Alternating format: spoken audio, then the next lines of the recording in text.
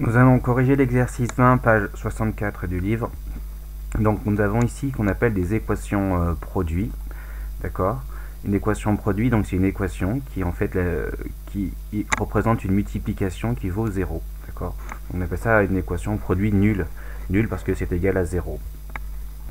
Donc là, on va utiliser le raisonnement donc, de la propriété 3, c'est-à-dire que si vous avez un produit nul, une multiplication qui vaut 0, si une multiplication vaut 0, ça veut dire que l'un des facteurs, donc ça veut dire que si vous avez une multiplication qui est nulle, donc A fois B qui vaut 0, ça veut donc dire que l'un des facteurs, donc l'un des nombres si vous voulez dans la multiplication, l'un des deux vaut 0, d'accord. Forcément A vaut 0 ou alors B vaut 0.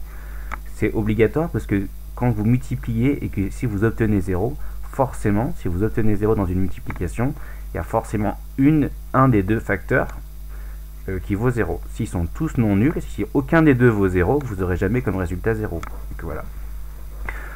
Donc, on va donc résoudre dans R les équations suivantes. Donc résoudre dans R, donc R je rappelle c'est le nombre réel. En fait c'est trouver la valeur de x, donc dans R, donc trouver la valeur réelle de x pour que ça fasse 0 à chaque fois. Donc trouver combien vaut x ici. Donc ça doit être un nombre réel, hein, ça peut être 1, 2, 3, peu importe. Faut le trouver pour que ça fasse 0. En appliquant donc le fait que quand on a une multiplication qui vaut 0, forcément un des deux nombres que l'on multiplie est égal à 0. Donc soit c'est le premier ou ça peut être le deuxième. Alors, on y va. Ici, donc, si on prend le petit a, on a donc cette parenthèse fois cette parenthèse égale à 0.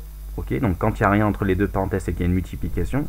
Autrement dit, on a la parenthèse grand A fois la parenthèse grand B qui est égale à 0. Comme on a une multiplication qui vaut 0, l'une des deux parenthèses vaut 0. Donc soit A vaut 0 ou B vaut 0. C'est-à-dire que soit x moins 3 est égal à 0, ou alors 2x plus 4 égale à 0. Maintenant, il nous reste à résoudre ces deux équations du premier degré. Donc je rappelle que là, ça veut dire si et seulement si, hein, d'accord. Donc c'est un équivalent, ça veut dire que si j'ai le produit nul, alors j'ai A égale 0 ou B égale 0. Et on peut aussi le lire dans l'autre sens, plutôt de droite à gauche. C'est-à-dire que si A ou B est égal à 0, ça veut donc aussi dire que le produit de A fois B est égal à 0. Mais je ne sais pas si, même si vous n'avez pas tout compris, pour la rédaction, vous mettrez bien ce symbole qui veut dire équivalent ou aussi, qui veut dire si et seulement si. Donc c'est un égal avec deux flèches là. C'est une flèche qui va dans les deux sens. Donc ici, x moins 3 égale à 0, je cherche la valeur de x, donc je dois annuler si vous voulez le moins 3. Donc pour annuler le moins 3, ben, je fais plus 3 de chaque côté. Donc au final, 0 plus 3, ça fait 3. Et x moins 3 plus 3, ça fait x. Parce que moins 3 plus 3 est égal à 0. Au final, il va rester que x. Et du coup, là, j'ai x tout. Donc là, j'ai résolu la première équation, celle qui est à gauche. Maintenant, si je regarde l'équation de droite, 2x plus 4, pareil, je dois trouver la valeur de x. Donc dans un premier temps, comme toujours, je isole le terme en x d'un côté de l'égalité. Donc là, je vais le laisser à gauche. Et donc je vais annuler un plus 4. Pour annuler le plus 4, donc je vais faire moins 4. Moins 4 plus 4, ça fait 0. Mais je le fais des deux côtés de l'égalité pour conserver justement l'égalité. Donc plus 0 moins 4, ben, moins 4. Et 2x plus 4 moins 4, donc ça fait 2x, puisque plus 4 moins 4, ça fait 0. Donc il va rester 2x. Donc maintenant, j'ai 2x égale moins 4, mais moi je connais la valeur de x. Donc je veux juste x. Donc ça, ce qu'il faut retenir, c'est que quand on veut annuler un coefficient devant x, dans une configuration comme celle-ci, quand je veux annuler un coefficient, ben, je divise par ce coefficient. Donc 2x égale moins 4, donc je divise par 2 de chaque côté. 2x divisé par 2, ben, ça fait 1x. Et j'écris tout simplement x, et moins 4 divisé par 2, ça fait moins 2. Donc, si vous n'avez pas compris là, ici, par exemple, si je vous avais dit que, je ne sais pas, que,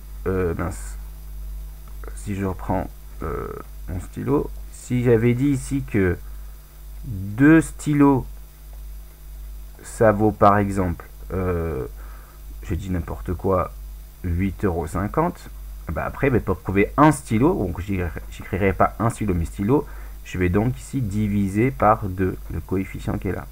Donc c'est ce qui se passe ici, hein. Je divise par 2 et je trouve le prix, donc 4,25 €. D'accord? Là c'est pareil, vous avez 2x qui vaut moins 4, ben, un seul x, vous le divisez, donc moins 4 par 2, donc 1x vaut moins 2. Donc on représente donc l'ensemble des solutions, qui sont donc réelles, hein, ce sont des nombres réels, 3 et moins 2 ce sont des nombres réels. Donc l'ensemble des solutions, on l'écrit comme ça, S pour solution, et donc avec des accolades, donc c'est 3 et moins 2. Donc quand x vaut 3, vous voyez, quand x vaut 3 dans cette dans l'équation, quand x vaut 3 dans l'équation, là, hop, ici il y a x, là il y a x, quand x vaut 3, vous voyez bien que 3 moins 3, ça va faire 0. Donc ça va faire 0 fois le résultat de la valeur de la parenthèse b, 0 fois la parenthèse, ça fait bien 0. Et quand x vaut moins 2, donc là ça vaut quelque chose, je ne sais pas, ça fait moins 2, moins 3, ça fait moins 5. Mais là, ce qui est important, c'est ici. 2 fois moins 2, ça fait moins 4. Moins 4 plus 4, 0. Donc là, la parenthèse, elle vaut 0. Le 0 fois le résultat de cette parenthèse, forcément, ça fait 0.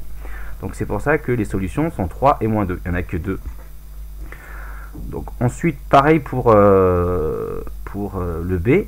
Vous avez une équation en produit nul. Donc a fois b qui est égal à 0. Maintenant, si vous avez donc un produit nul, c'est que l'un des facteurs a ou b est égal à 0. Et je résous pareil chaque équation. Donc à chaque fois, pour résoudre une équation du premier degré, j'isole le terme en x d'un côté. Je vais toujours l'isoler plutôt à gauche, mais rien d'obligatoire. Là, donc par exemple, 5x moins 4 égale à 0. Pour annuler, je vais avoir 5x seulement à gauche. Donc pour annuler un moins 4, je fais plus 4 de chaque côté. Ça va me faire donc 5x à gauche, 4 à droite, puisque 0 plus 4, 4. 5x moins 4 plus 4, comme moins 4 plus 4 ça fait 0, il va rester, ça va faire 5x plus 0, autrement dit seulement 5x. Et pareil, si je veux annuler le coefficient devant le x qui est 5, si je vous dis que 5 stylos égale 4 euros, par exemple, 5x égale 4, 5 stylos égale 4, pour avoir la valeur de 1 stylo, donc on divise par 5 de chaque côté, donc x égale 4 cinquièmes.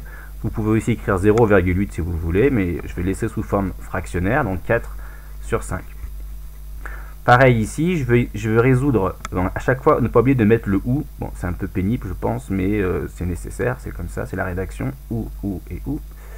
Maintenant, je résous l'équation, donc b égale 0, c'est-à-dire moins 3x plus 7 égale à 0. Pareil, je dois isoler le terme en x d'un côté de l'égalité, et comme il est à gauche, je vais l'isoler à gauche. Donc je veux plus du plus 7, pour annuler un plus 7, je fais moins 7 de chaque côté. 0 moins 7, moins 7. Moins 3x plus 7 et ensuite moins 7, ça va faire moins 3x plus 0, puisque plus 7 moins 7 ça fait 0, donc je laisse moins 3x. Et de la même manière que pour annuler pareil le coefficient devant x, le coefficient moins 3, je vais diviser par moins 3 de chaque côté, ce qui va me donner x égale 7 tiers. Donc au final, par contre là je ne peux pas donner de valeur, la valeur décimale de 7 tiers, parce que ça ne se termine pas, la valeur exacte de 7 tiers c'est 7 tiers. Autant ici, là, il y a une valeur exacte sous forme décimale, 4 cinquièmes, c'est 0,8. Autant là, je ne peux pas mettre de valeur exacte à part 7 tiers. Donc les solutions, il y en a deux, c'est S égale, entre accolades, 4 cinquièmes, point virgule, 7 tiers. Le C, c'est pareil, je ne vais pas le commenter, mais c'est exactement pareil. Vous avez une équation produit nul, donc A fois B égale à 0, donc A égale à 0 ou B égale à 0. Et je résous les équations.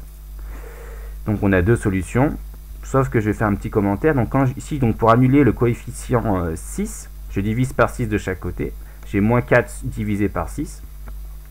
Et le moins, bon, des fois je le fais en classe, là je peux sortir de la fraction, puisque moins 4 divisé par 6, le résultat c'est moins, c'est un nombre négatif, parce que je divise un négatif par un positif, donc ça fait moins 2 tiers. Donc le moins, je peux le sortir de la fraction et l'écrire en dehors de la fraction. Bon, là, les trois premières équations qu'on vient de résoudre, les trois équations produites ici, ce sont vraiment les plus classiques, il faut savoir les faire. Vous voyez, les trois équations ici, ce sont vraiment les trois les plus classiques, il faut savoir les faire.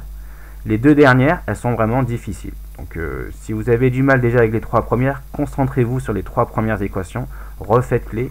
Mais les deux dernières sont vraiment pour ceux qui ont mieux compris. Mais déjà, si vous avez compris l'équation produit A, B, C, c'est largement suffisant, c'est très bien.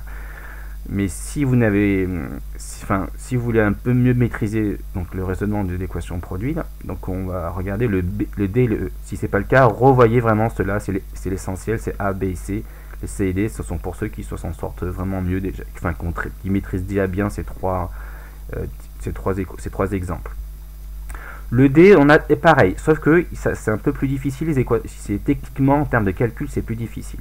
Donc vous avez déjà un produit nul, la parenthèse fois x égale à 0. Si ça vaut 0, si le produit vaut 0, c'est que l'un des facteurs vaut 0. Donc soit la première parenthèse vaut 0, ou soit x vaut 0. Donc là, normalement, on peut déjà écrire ça. La difficulté n'est pas ici. La difficulté sera de résoudre maintenant cette équation avec des fractions, et ça, c'est pas simple. Donc comme à chaque fois, je veux isoler le terme en x. Le terme en x, il est ici, d'accord? Donc, pour l'isoler, je vais annuler un plus 5 tiers. Donc je vais enlever donc moins 5 tiers de chaque côté. Donc 0 moins 5 tiers, ça fait moins 5 tiers. Et là, 3 sur 4x plus 5 tiers moins 5 tiers, il va rester 3 sur 4x. Donc déjà, j'arrive ici. Ça, je pense c'est déjà pas évident. Bon, ça fait toujours égal à 0. Je réécris, c'est un peu pénible, là, mais vous voyez, à chaque fois, à droite, là, on a toujours égal à 0. Maintenant, je veux chercher la valeur. Donc déjà, le moins, il est là. Je préfère le mettre dans la fraction. Comme tout à l'heure, je l'avais sorti. Là, je préfère le rentrer dans la fraction. Vous voyez, maintenant, le moins, il est plus en dehors, mais il est associé à 5. Donc, ça fait moins 5 sur 3. Maintenant que j'ai ça, je vais chercher la valeur de x. C'est mon objectif, hein, mais d'abord, je vais chercher la valeur de 4x. Comme on a une égalité de deux fractions, on peut faire un produit en croix. C'est-à-dire que 4x, c'est 3 fois 3 divisé par moins 5. C'est ce que j'ai écrit ici. 3 fois 3 divisé par moins 5. Donc là, je le calcule, ça fait 9 au numérateur, moins 5 au dénominateur. Et comme tout à l'heure, si je veux annuler le coefficient devant x, le 4, je vais donc diviser par 4. Donc en divisant par 4, 4x, j'ai 4. Et là, ça va me donner 9 sur moins 5 divisé par 4.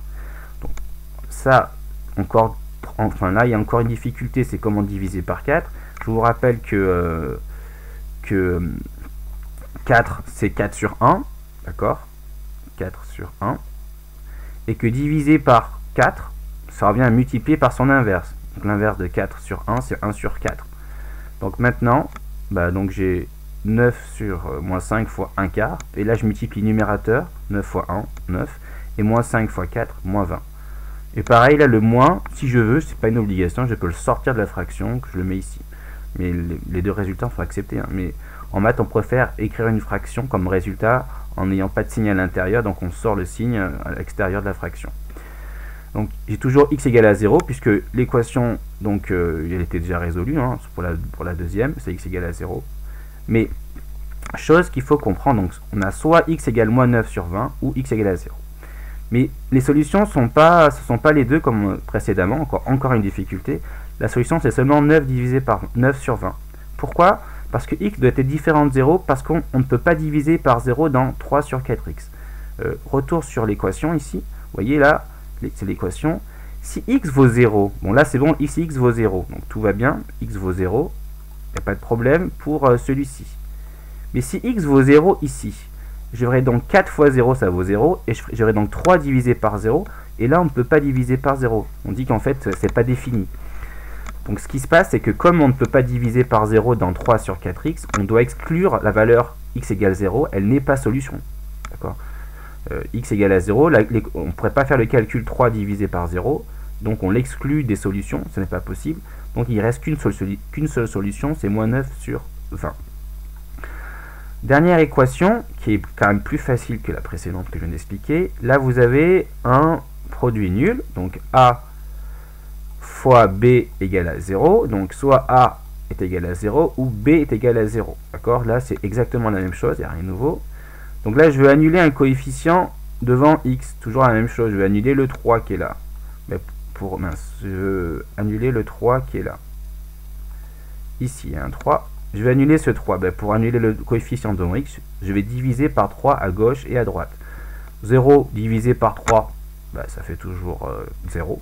Et 3x divisé par 3, c'est égal à x, pardon.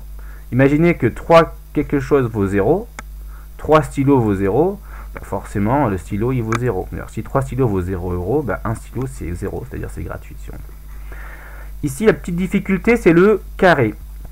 Petite difficulté c'est qu'il y a au carré, mais n'oubliez pas qu'être au carré c'est multiplié par lui-même, donc ça fait x-3 fois x-3 égale à 0. Là on a encore un produit nul, donc soit lui vaut 0, soit lui vaut 0, mais en fait c'est le même, donc je vais pas écrire ou x-3 égale à 0, je vais tout simplement l'écrire une seule fois ici. Donc voilà, si le petit piège, si vous voulez, c'est x-3 est égal à 0.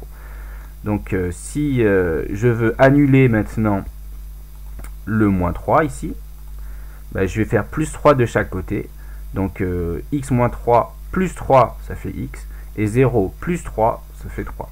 Donc là, j'ai bien x égale à 0, x égale à 3. Ici, on a bien 0 et 3 comme solution. Donc on a bien, contrairement à l'autre, la solution x égale à 0, puisque je vais dans l'équation là de base, je n'ai pas à diviser par 0, donc il n'y a aucun problème pour que x soit égal à 0. Donc ici, les solutions sont 3 et 0.